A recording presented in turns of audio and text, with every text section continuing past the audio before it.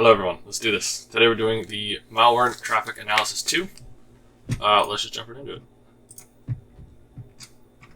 So, the attached PCAP belongs to an exploitation kit infection.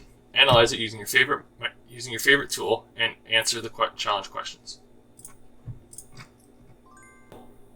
Question 1. So we're going to do question 1 and question 2 at the same time because they're just really simple. So question 1. What is the IP address of the Windows VM that gets infected? So what we can do is we're going to open up Brim. And in Brim, we're going to set it our filter to the alert. So this is what it looks like to begin with. And just filter out the alerts. And the first thing we notice is that this 172.16 is actually a private IP address, and this is a Class B IP. So if I bring this up here and show you, private IP 172.16. So that's a private IP address. So we know that this is on our local network.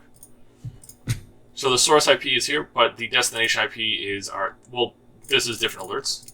So our infected IP is the 172.16. Now the MAC address of this IP is if we go into Wireshark here, and we're going to put that as the IP source.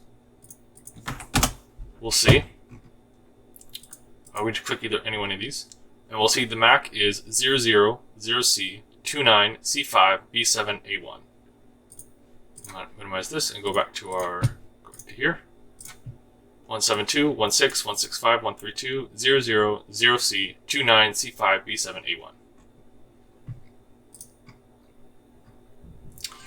So, what is the IP address and port number of the delivered the exploit kit and malware?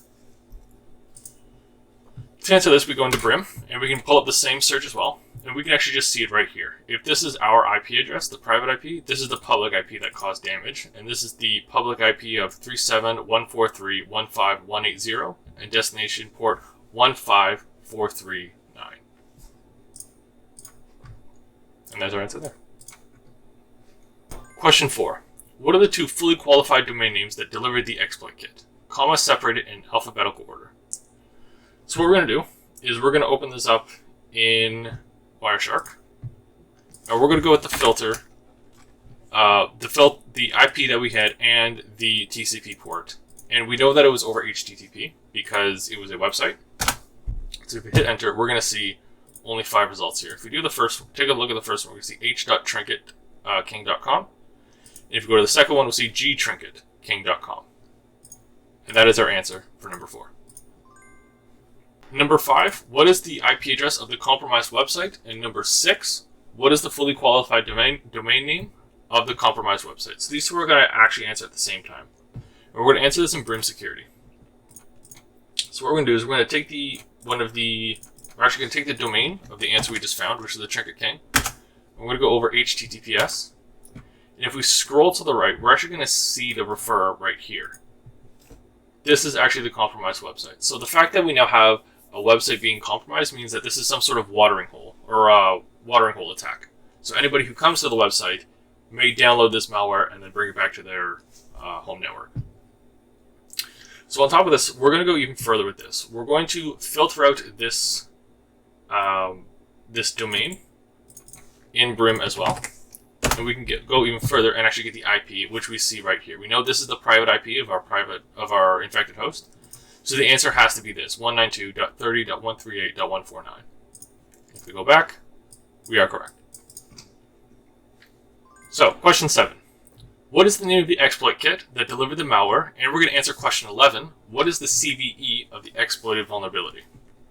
So in order to find this, what we're going to do is we're actually going to use a tool called Packet Total. And we can actually see the answer right here. This is just dragging and dropping in here. And we can see right off the bat, sweet orange right here. Current events, CD, and we can see it again here. So what we're going to do, and here it is again, possible sweet orange redirection. Again, just like we talked about as a watering hole attack. So what we're going to do is we're just going to Google this, sweet orange exploit kit CVE. And the link that I found was actually this one right here. And this is the exploit number right here. Sweet orange exploit kit now contains CVE 2014-6332 exploit. So the exploit kit is sweet orange, and the CVE is 2014-6332. Okay, so question 8 and question 9, we're going to do it at the same time. What is the redirect URL that points to the exploit landing page? What is the IP address of the redirect URL that points to the exploit landing page? So in order to find this, we can actually just go into packet total, and we're going to look at before. So we had sweet orange over here, but if we actually look at the HTTP hostname, it actually just says the answer right here. So what we're going to do is, this is the answer to the domain name right here. What is the URL? What we can do is we can just go directly into Wireshark, and we can go to resolved addresses. And if we put the resolved address inside this thing here, it will actually just straight up, let's make sure it actually shows up. It will just straight up tell us 5087.149.90. If we close it, that is also the correct answer. Number 10, extract the malware payload, PE, from the PCAP. What is the MD5 hash? So we actually don't even need to extract the PE file. We can do this directly in Brim Security, and I'll show you. So if we go to Brim Security, and we put in the alert, we'll have these four here, and all these four are the ones that are of interest. So what we're going to do is we're going to double click on this to get the details. And what we're looking for is the file. And we're going to see the file show up right here. Oh, got to go to connection first. And then file shows up right here. And then the MD5 hash of the file is actually right there. 1408275C. Okay, question number 12. What is the mime-type of the file that took the longest time duration to be analyzed by Zeek? So what we're going to do is we're going to go over to zeek.org, and we're just going to go to get Zeek and try Zeek online. And what we're going to do is we're just going to drag and drop the MTEA file into browse, and we're going to run. Now, because it's looking for a file, what we're going to do is we're going to look through the files, this little files tab here. Now, a really good thing about this is that if we could take the MD5 hash that we found earlier from the previous answer and we pop it in here, it will actually give us the answer here, because the value we're looking for right now is the total bytes. And if we take a look, what has the most total bytes, or what is the highest number? There's 369056. This right here actually is the answer. You can compare this number to every other answer here. There's nothing higher than it. So it's actually really convenient. And the mime-type file is application X DOS execution. Right, which is the answer right there. Question 13. What was the referrer for the visited URI that returned the file f.txt? So this one we're actually going to find in Wireshark. And what we're going to do is we're going to open up Wireshark and filter everything out. We're going to hit Control F, f.txt. If we hit enter, the very first hit we get, if we right click and follow HTTP stream, we will actually find the answer, the very first one right here, referrer. HTTP hijinkssensu.com, and then this URI here. And that is our answer. 2014. When was this PCAP captured? So this is a very easy one. So what we're going to do is we're going to open it up Brim, and it'll actually tell us right up here, November 23rd, 2014. And it's going to ask us to flip around. So it's actually the 23rd of November of 2014. Question 15. When was the PE file compiled? Now, in order to find this one, what we're going to do is we're actually just going to go to VirusTotal, and I'll refresh this here. We're going to take that same MD5 hash, and you can see how previous answers lead to further answers. If we put this in and go to details, we can actually see right here, creation time. 2014, 11/21. And if we flip this around, it's 2014, 11/21, but it's 21, 11, 2014. What is the name of the SSL certificate issuer that appeared only once? So, in order to find this, we actually go back to Brim. And what we're going to do is we're actually going to filter it by SSL. And I have the full command here, but I'll show you how this works. So, we only have 4. But if we scroll to the right, we'll see the only unique one is the CyberTrust. Now, if we had a large PCAP, and we didn't know how to figure out how to find each one, because this would be huge. What we can do is go to enter, and then we can see this command will actually tell us CyberTrust only has 1. So the answer is CyberTrust. Number 17. So, what were the 2 protection methods enabled during the compilation of the present PE file? What we're going to do is we're going to open up Brim, and we need to find the PE file itself. So by going into here, we need to find the website so we can extract it properly from Wireshark, and I'll show you what I mean. If we type in the alerts, we see 37, 143, 15, 18, 180. So what we're going to do is we're going to take that number and take it into Wireshark. Let's get rid of this. We don't need this stuff. Cool.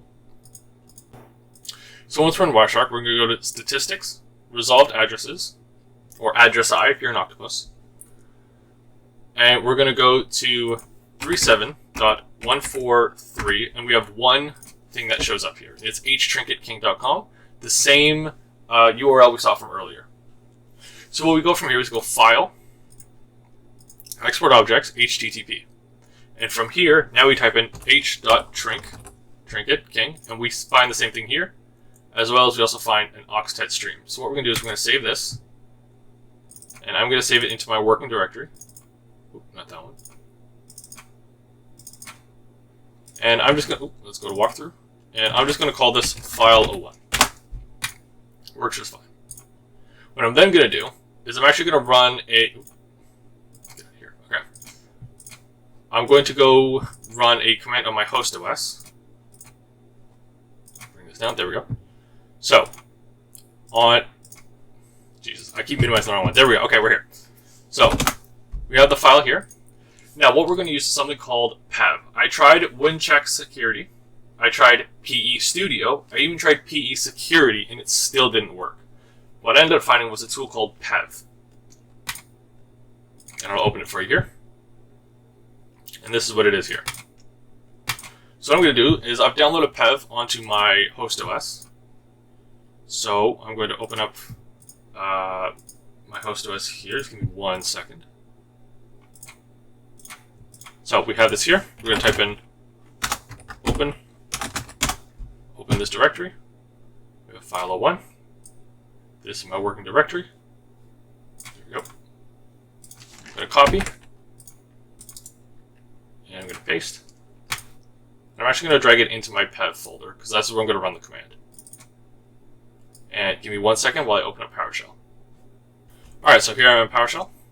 And the command I'm going to run is pesec.exe /file1. And of course, we're going to see this is going to look kind of weird down here, but that's okay. Excuse me. The answer we're looking for is DEP and CEH, because they both have yes. Now, stack cookies is something called Canary, but we're not going to go into that in this video. That's for the Malware Traffic Analysis 3. Go back to here, DEP SEH. So, I'm having a lot of fun in this VR stuff. Thank you for watching. I hope you have a great day, and thank you for watching.